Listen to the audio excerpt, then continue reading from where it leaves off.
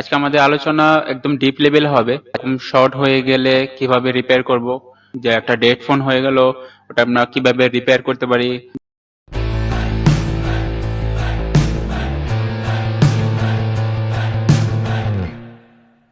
আসসালামু আলাইকুম, স্বাগতম জিএসএম ল্যাব চ্যানেলে।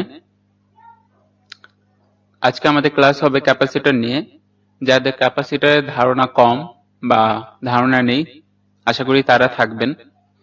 আর যাদের ধারণা আছে তাদের প্রয়োজন নেই ভিডিওটা দেখা। আজকে আমাদের আলোচনা একদম ডিপ লেভেল হবে ক্যাপাসিটরের ফল্ট ফাইন্ডিং নিয়েও, যেরকম শর্ট হয়ে গেলে কিভাবে রিপেয়ার করব। ক্যাপাসিটর মূলত শর্ট কেস অসংখ্য, যে একটা ডেড ফোন হয়ে গেল ওটা আমরা কিভাবে রিপেয়ার করতে পারি, কিভাবে খুঁজে বের করব, লিকেজ শর্ট হলে কিভাবে পেতে পারি, একদম ডিপ লেভেল আলোচনা করব। লিকেজ শর্ট হলে কিভাবে পেতে পারি, একদম ডিপ লেভেল আলোচনা করব। তো সাথে থাকবেন, চলুন শুরু করি আল্লাহর নামে। ওকে, তো প্রথমে এক নম্বরে দেখছেন ক্যাপাসিটর শব্দের অর্থ ধারক। ধারক শব্দটি শুনলেই মনে হয় যে সে কিছু ধারণ ক্ষমতা রাখে, এবং কি ধারণ ক্ষমতা রাখে? সে ভোল্টেজ ধারণ ক্ষমতা রাখে। তো ভোল্টেজ কেন ধারণ ক্ষমতা রাখে, অন্য কিছু না।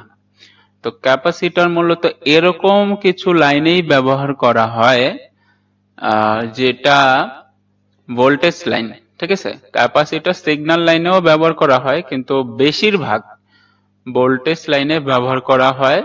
আর ওই লাইনে যদি ভোল্টেজ একটু কম আসে বা একটু ড্রপ খেলো, তখন নিজের মধ্যে থাকা যে ভোল্টেজটা জমিয়ে রেখেছিল ওই ভোল্টেজটা সে তৎক্ষণাৎ আউটপুট করে, মানে ছেড়ে দেয় লাইনটা ভালো থাকার জন্য বা সম্পূর্ণ চলার জন্য। তার জন্য আর কি এক নম্বরে দেওয়া আছে ক্যাপাসিটর শব্দ হচ্ছে ধারক। ভোল্টেজ ধারক করে রেখে তারপরে লাইনটিকে ভোল্টেজ প্রবাহিত করে, জানি ভালো থাকে, সার্কিটটা কাজ করে, ঠিক আছে। এক নম্বরে ডিটেলসে বলে দিলাম। এখন এক নম্বরে যদি একটু ডিপে যাই, ধরেন ক্যাপাসিটরটা নষ্ট, ক্যাপাসিটরটা নষ্ট হয়ে গেল, তখন কিন্তু আর ভোল্টেজ আউটপুট করতে পারবো না। প্লাস যেই লাইন থেকে ওই ক্যাপাসিটরটি ছিল ওই লাইনে কোনো ভোল্টেজ আসলে ওই ভোল্টেজটা সে যেখানে যাওয়ার কথা ছিল সেইখানে না পাঠিয়ে সে গ্রাউন্ড করে দিবে। তো গ্রাউন্ড মানে এরকম একটা জায়গা যে ওই ভোল্টেজটা যাওয়ার কথা ছিল সেখানে না পৌঁছে অন্য একটা জায়গায় ভোল্টেজ যাওয়ার কারণে সেটি ডেড হয়। তো ডেড কেসে এরকম অসংখ্য কেস দেখা গেছে। তো লিকেজ শর্টও আমরা আলোচনা করব সামনে। তো 2 নম্বরে দেখি, সরি, ক্যাপাসিটর সিম্বল হচ্ছে সি। স্কিমেটিকে আমরা সি ধারা ক্যাপাসিটর চিনতে পারি। 3 নম্বর, স্কিমেটিকের সিম্বল হচ্ছে এই যে ডাইন বাম টি, ঠিক আছে। দেখেন একটা টি এর মতো, কিন্তু এইচআর আর সেট করা, তো উল্টো উল্টো করা, তো টি এর মতো। তো এই সিম্বলটা দেখলে আমরা বুঝতে পারবো এটা ক্যাপাসিটরকে বোঝাচ্ছে। 4, ক্যাপাসিটরের একক হলো ফ্যারাড। ফ্যারাডের বিস্তারিত আমরা সামনে দেখব। নেক্সট পেজে যাই। ফ্যারাড কি? ক্যাপাসিটরের বৈদ্যুতিক চার্জ সঞ্চয় করার ক্ষমতা একক হলো ফ্যারাড। এটাকে আমরা ভোল্টেজ ধরে রাখার যে আলোচনা করেছিলাম ওইটারও আবার 3টা ধাপ আছে। তো ফ্যারাডকে আমরা 3 ভাবে চিনতে পারি। মূলত ফ্যারাডের বড় ও ছোট একক গুলোকে বোঝায়, যেমন মাইক্রোফ্যারাড, পিকোফ্যারাড, ন্যানোফ্যারাড। তো এটা অনেকেই টেকনিক্যাল ডিপে আলোচনা হয়ে যাবে আর কি। এটা এত কিছু হয়তো অনেকেই বুঝতে চায় না, কিন্তু আমার কথা হলো আপনি যখন এই ফিল্ডে আসছেন আপনি জেনে রাখুন, জানলে আপনার ভালো আর কি, আপনি এক্সপার্ট লেভেলের নলেজটা রাখলেন আর কি। মাইক্রোফ্যারাড এটা একটু বড়, পিকোফ্যারাড একটু ছোট, আর ন্যানোফ্যারাড আরেকটু ছোট। তো ন্যানোফ্যারাড আর পিকোফ্যারাড এগুলো হচ্ছে সিগন্যাল লাইনে ব্যবহার করা হয়। আর মাইক্রোফ্যারাড এর ভোল্টেজ যে কিছু রিকোয়ারমেন্ট বেশি থাকে, যে লাইনে ভোল্টেজ ওই জায়গায় ব্যবহার করা হয়। আবার মাঝারিটাও ব্যবহার করা হয়। ন্যানোটা খুব কম ব্যবহার করা হয়, তো এই আর কি। কিন্তু ন্যানো ফ্যারাড, পিকো ফ্যারাড এটির উপরে কিছু সাইজও আমরা বুঝাই এবং ভোল্টেজ ক্ষমতা ধরে রাখারও সাইজও বুঝায়। তো পরবর্তী পেজে যাই। ক্যাপাসিটর কোথায় ব্যবহার করা হয়? ক্যাপাসিটর বেশিরভাগ প্যারালালে ব্যবহার করা হয়। 2, সিগন্যাল সার্কিটে সিরিজ এ ব্যবহার করা হয়। তো যারা সিরিজ আর প্যারালাল বোঝেন তাদের জন্য তো এটা ইজি, যারা বোঝেন না তারা যদি জানতে চান সিরিজ প্যারালাল সম্পর্কে ডিপ, তো মেসেজ করতে পারেন, আমরা ওটা নিয়ে ভিডিও বানাবো ইনশাল্লাহ। তো এবার শর্টকাটে বলে দিই। প্যারালাল হচ্ছে প্লাস মাইনাস লাইনকেই প্যারালাল কানেকশন বলে। সিরিজ হচ্ছে দুটোই প্লাস লাইন, ঠিক আছে। যদি প্লাস লাইনের যদি একটু ভাঙি, ধরেন একটা প্লাস লাইনের সাথে নিচে গ্রাউন্ড লাইন কানেক্টেড, তো এটাই আমাদের প্যারালাল। সিরিজ হচ্ছে দুইটাই প্লাস লাইন, তো এই আর কি। তো পরবর্তী পেজে যাই। ক্যাপাসিটর তৈরি। ক্যাপাসিটর মূলত একটি বৈদ্যুতিক যন্ত্রাংশ যা দুইটি পরিবাহী পাতের মাঝে একটি ডাইইলেকট্রিক অপরিবাহী পদার্থ দিয়ে গঠিত। জিনিসটা হচ্ছে উল্টো টিয়ে যে আমরা দেখেছিলাম, তো এই উল্টো টি এর মাঝখানে অপরিবাহী একটি পদার্থ থাকে, ঠিক আছে, যেটা আমাদের ক্যাপাসিটরের ভিতরে থাকে, ইঞ্জিনিয়াররা ওইভাবে বানিয়েছে। তো এটা লিকুইড ফর্মে, এই যে বাদামি কালার যেটা দেখতেছেন, তো এটা লিকুইড ফর্মে ঢেকে দেয়, তো এই কারণে দেখা যায় না। তো ওইটাই আর কি অপরিবাহী পদার্থ। আর এখানে একই কানেকশন কিন্তু থাকে না, ঠিক আছে। এইখানে আর এখানে যদি আপনি মাল্টিমিটারে বিপ রাখেন, তাহলে দেখবেন যে ভালো ক্যাপাসিটর গুলো বিপ আসবে না, আর খারাপ ক্যাপাসিটর গুলো বিপ আসবে। কারণ হলো এই মাঝখানে যে অপরিবাহী যে পদার্থ ছিল ওইটা নষ্ট হয়ে গেছে, এই লাইন আর এই লাইন শর্ট হয়ে গেছে, ওই ক্যাপাসিটরটাই আমাদের নষ্ট, আর ওই ক্যাপাসিটরের জন্যই আমাদের ফোন ডেড হয় আর অনেক ফল্ট হয়। তো লিকেজ নিয়েও আমরা আলোচনা করব সামনে।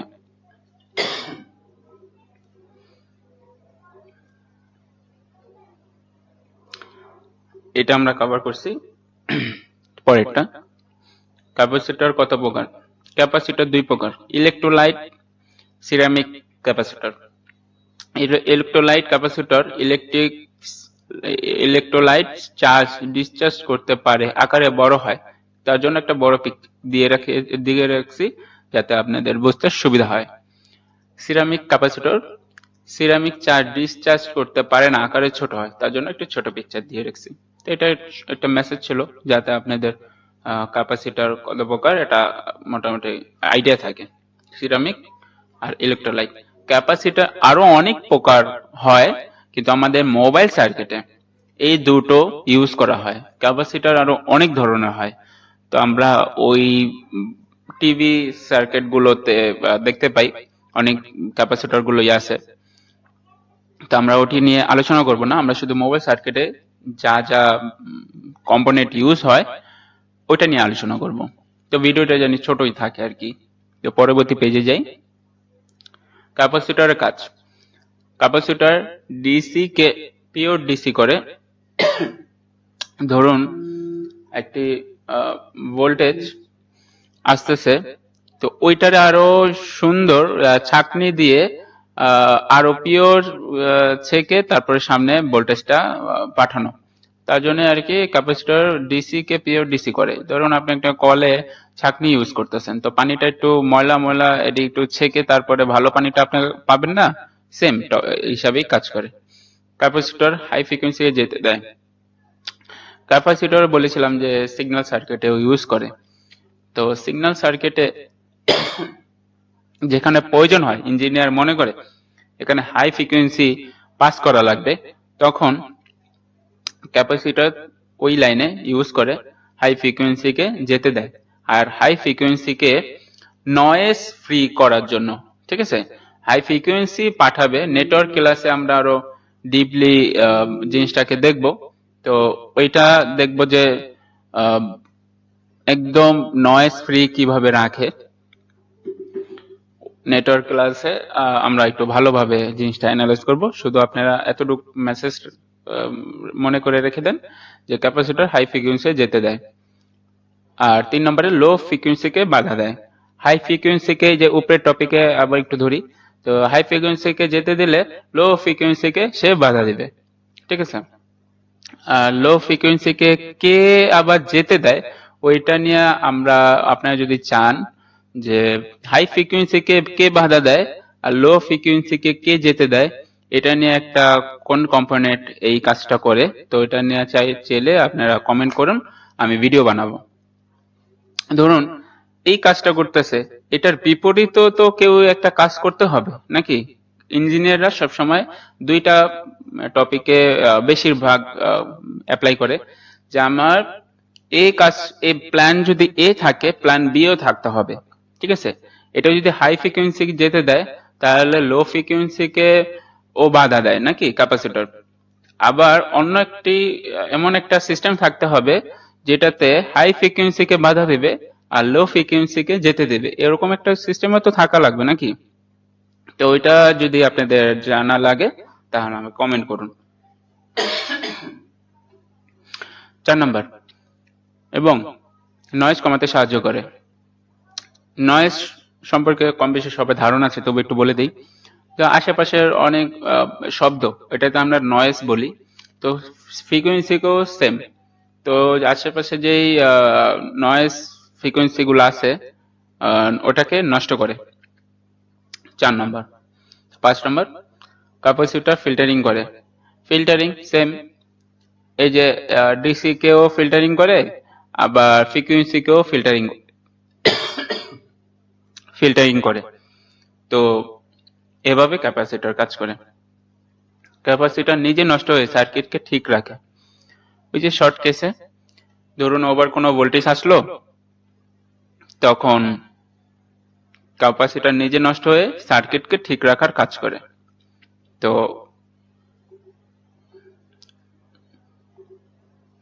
পরবর্তীতে পেয়ে যাই ক্যাপাসিটর ভালো মন্দ। ক্যাপাসিটর 1, প্যারাল কানেকশন থাকা অবস্থায় ক্যাপাসিটর দুই পাশে মান আসলে নষ্ট। মান জিনিসটা একটু ডিটেলসে বলি, অনেক সময় এই লাইনটাতে অনেকেই কনফিউজ হতে পারে। প্যারালাল কানেকশন থাকা অবস্থায় ক্যাপাসিটর দুই পাশে মান আসলে নষ্ট। ধরুন আপনার নিচে গ্রাউন্ডের মান আছে, গ্রাউন্ডের মান কত হয় মাল্টিমিটার ডায়োড মোডে 1 থেকে 7-8 এর মধ্যে হয়, এভারেজ মাল্টিমিটার হিসাব করে বললাম। একদম লাস্টের ডিজিট 1 থেকে 7-8 এর মধ্যে হয়। তো ওই সেম মানে যদি ক্যাপাসিটর দুই প্রান্তেই দেখায় তাহলে তো নষ্ট নাকি। তো গ্রাউন্ডের মান থাকা তো যাবে না, ক্যাপাসিটরের এক পাশে মান বেশি থাকবে আর এক পাশে মান কম আসবে, এটাই স্বাভাবিক প্যারালাল কানেকশন থাকা অবস্থায়, নেগেটিভ পজিটিভ থাকা অবস্থায়। কিন্তু মান দেখাচ্ছে ধরুন 0003, আবার অপর পাশেও 0003, তাই তো নষ্ট, এটা সমস্যা আছে। তো ওই লাইনকে ট্রেস করতে হবে যে কোন লাইনে সমস্যা, মানে কোন ক্যাপাসিটরটা সমস্যা ওই লাইনের মধ্যে, ঠিক আছে। তো 2 নাম্বার দেখি, প্যারালাল কানেকশন থাকা অবস্থায় এক পাশে মান থাকবে আরেক পাশে জিএনডি আসলে ক্যাপাসিটরটি ভালো। যে সেম টপিক, এটারই উল্টো টপিক, এটা উল্টো লাইন এটা, যে এক পাশে প্যারালাল কানেকশন থাকা অবস্থায় এক পাশে মান থাকবে, মানে মান থাকবে কত, ধরুন 350 থেকে 550, যে কোনো একটা মান আসতে পারে লাইন অনুযায়ী। আর অপর পাশে এই জিএনডি মান কত থাকে, 0003, 4, 5 যাই দেখায়, এক এক মাল্টিমিটার এক এক রিডিং। তো ওটা থাকলে ওই লাইনকে আমরা মোটামুটি শর্ট ফ্রি বলতে পারি। তো এই আর কি এই পৃষ্ঠার টপিক। পরবর্তী পেজে যাই। ক্যাপাসিটর ভালো মন্দ। 3, ক্যাপাসিটর শুধু মাত্র সিরিজ লাইনে দুই পাশে মান দেখাবে, ক্যাপাসিটর এটাও ভালো। ওই যে যেটা বললাম, দুই সাইডে প্লাস লাইন দেখালে অবশ্যই দুই সাইডে মানও দেখাবে। তো এই কারণে সবাই প্লাস লাইনে এটা চেক দিয়ে ক্যাপাসিটর গুলা পরীক্ষা করবেন। তো কিছু লাইনে ধরুন সিগন্যাল সার্কিটে মান নাও পেতে পারেন, জিএনডি বা ওএল দেখাতে পারে, জিএনডি না দেখাবে না, ওএল দেখাতে পারে। তো ওই লাইনে দেখবেন যে ইঞ্জিনিয়াররা ডিজাইন করছে একটু অন্যভাবে। যেই আইসি থেকে মানটা আসার কথা, ওই আইসি থেকে মানটা আসতেছে না, কারণ ওই লাইনের সাথে আরো কয়েকটা ক্যাপাসিটর ইউজ করছে। তো এই কারণে ক্যাপাসিটর মানটা আসতেছে না। এটা প্রফেশনাল ভাবে ট্রেস করতে হবে, তাহলে আপনি বুঝতে পারবেন। তো সিগন্যাল সার্কিটে ওয়েল দেখালেও সমস্যা নেই, আর মান আসলেও সমস্যা নেই, ঠিক আছে, কিন্তু জিএনডি মান আসা যাবে না। পরবর্তী পেজে যাই। ক্যাপাসিটর চেঞ্জ করার নিয়ম, ওই যে আমরা 3টি ফ্যারাড, মাইক্রোফ্যারাড, পিকোফ্যারাড, ন্যানোফ্যারাড ওই হিসাবে দেখে লাগানো উচিত। এবং স্কিমেটিকে প্রত্যেকটা ক্যাপাসিটরেই তার ক্ষমতা অনুযায়ী ভোল্টেজ নির্ধারিত করা থাকে, ওইটা দেখেও আমরা লাগাতে পারি, মানে বসাতে পারি ক্যাপাসিটর চেঞ্জ করার নিয়ম। আর একেবারে সহজ, যা সব টেকনিশিয়ানই করে, ওইটা হলো সাইজ দেখে ওই ক্যাপাসিটরটা উঠিয়ে আরেকটা বসিয়ে দেয়। এটা করলেও ঠিক আছে, সমস্যা নেই, চলে। তো প্রফেশনাল হয়ে এলো যে ভোল্টেজ দেখে আপনি ক্যাপাসিটরটি বসান, এটা প্রফেশনাল ওয়ে। তো এইভাবে আপনি যদি স্টেপ বাই স্টেপ কাজ করেন, তা অবশ্যই ভালো একটা কাজ আপনি ডেলিভারি দিতে পারবেন। তো আলোচনা করি এখন শর্ট এবং লিকেজ শর্ট নিয়ে। শর্ট কেসের জন্য আমি একটু ক্যাপাসিটরের পিকচারটা লাগবে, তার জন্য ব্যাগে যাই। এই যে এই পিকচারটা ঠিক আছে, হ্যাঁ এটা ঠিক আছে। ধরুন এই সাইডে প্লাস লাইন, মানে এখান থেকে একটি লাইন এভাবে গেল, তো এইখানে মান আসবে বেশি, ধরুন আপাতত 450, আর এইখানে মাইনাস লাইন, এখানে গ্রাউন্ডের সাথে কানেক্টেড, তো এখানে মান আসবে 003, 004, যাই আসে সমস্যা নেই, 10-এর নিচে থাকবে, ঠিক আছে। এখন শর্ট হলে মাল্টিমিটার বিপ মোডে যখন আপনি একটা তার গ্রাউন্ড জিএনডি তে রাখবেন, স্টিল শিল ওইখানে রাখবেন, আর একটা তার এখানে রাখবেন, ভালো ক্যাপাসিটর বিপ আসার কথা না, কিন্তু এদিকে যদি বিপ দেয় যেখানে আর কি মান বেশি থাকার কথা, তাহলে এই ক্যাপাসিটরটা কি হয়েছে, নিচে শর্ট হয়ে এই জায়গায় ধ্বংসবশত হয়ে নিচের মানটাকেই উপরে দেখাচ্ছে, ঠিক আছে। তো এই ক্যাপাসিটরটা শর্ট, বা ওই লাইন শর্ট, ওই লাইনে যদি আরো ক্যাপাসিটর থাকে তাহলে খুঁজে বের করতে হবে। এবং অনেকেই ক্যাপাসিটরের উপর সহজভাবে বের করার জন্য স্মোক দেয়, স্মোক, রজন স্মোক, এটা দেওয়ার পর ভোল্টেজ দিয়ে পরীক্ষা করে যে কোন ক্যাপাসিটরটি পেস্ট স্মোকটা রিমুভ হয়েছে, মানে গরম হয়েছে, ওইটাই আপনার শর্ট ক্যাপাসিটর, ওইটাই আপনার আসামি, যেটার কারণে ফোনটি মরা ছিল বা ডেড ছিল। তো এটা তো গেল ফুল শর্টের মানে কেসে। আবার এলডিও লাইনে যদি ক্যাপাসিটর শর্ট হয়, ওইটা আপনার একটু নিখুঁতভাবে চেক করতে হবে। ধরুন কিছু ক্যাপাসিটর, অনেক লাইন 0.8 ভোল্টেজ লাইন শর্ট হয়, তখন আপনি 0.8 ভোল্টেজের থেকে যদি বেশি দিয়ে ওই লাইনটা শর্টটা রিমুভ করতে চান, তাহলে ওই ক্যাপাসিটর তো হিট তো হবেই, পাশাপাশি ওই লাইনটা যদি সিপিইউতে যায় বা এমএনসিতে যায় বা জরুরি কোনো একটা সার্কিটে আইসিতে যায়, ওই সেক্টরটা পুরোটা নষ্ট হয়ে যাবে বা আইসি নষ্ট হতে পারে, পুড়ে যেতে পারে। প্রত্যেকটা আইসির ভিতরে ইন্টারনালি ফাংশনে ভিন্ন ভিন্ন মানে বক্স করা ফাইলের মতো বক্স করা সার্কিট থাকে ভিন্ন ভিন্ন। আপনি যেই লাইনে ধরেন 0.8 ভোল্টেজ থাকার কথা, আপনি 2 ভোল্টেজ বা বিপিএস ভোল্টেজ দিয়ে দিলেন, তাহলে ওই সেক্টরটা কি হবে, ফাইলটা পুড়ে যাবে, মানে পুরা সার্কিটটাই নষ্ট হয়ে যাবে, পুড়ে যাবে। তো এই কারণে ভোল্টেজ দেওয়ার সময় খুবই শিওর হতে হবে যে এই লাইনে কত ভোল্টেজ থাকার কথা।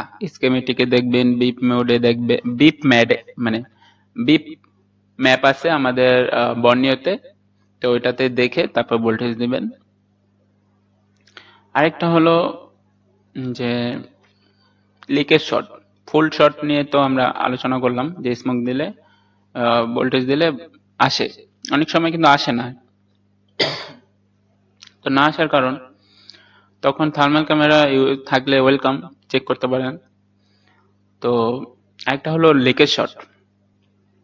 লিকেজ শর্টের কাহিনী আবার একটু চেঞ্জ। তখন ধরেন এখানে যে আমি বলেছিলাম 450 মান, আর এখানে জিএনডি মান মানে 001 থেকে 0001 থেকে 7-8 এর কাছাকাছি থাকবে যে মানটা, আর এদিকে 450 সাপোজ আপাতত ধরি। তো এখানে যখন ডায়োড ভ্যালুতে রিভার্স বায়াসে ভ্যালু নিবেন, তখন না এইখানে আপনি জানেন যে এই লাইনের মান থাকার কথা 450, কিন্তু আপনাকে মান দেখাচ্ছে 100, 150 এরকম। তখন আপনি এই লাইনটাকে বা এই ক্যাপাসিটরকে বা এই লাইনের সাথে কোন কোন ক্যাপাসিটর জড়িত, এই লাইনটাকে আপনি টার্গেট করতে পারেন যে এখানে কোন একটা ঝামেলা আছে। তো ওই ট্র্যাকিংটা আপনার প্রফেশনাল ভাবে খুঁজে বের করতে হবে যে কোন ক্যাপাসিটরটি প্রবলেম করছে।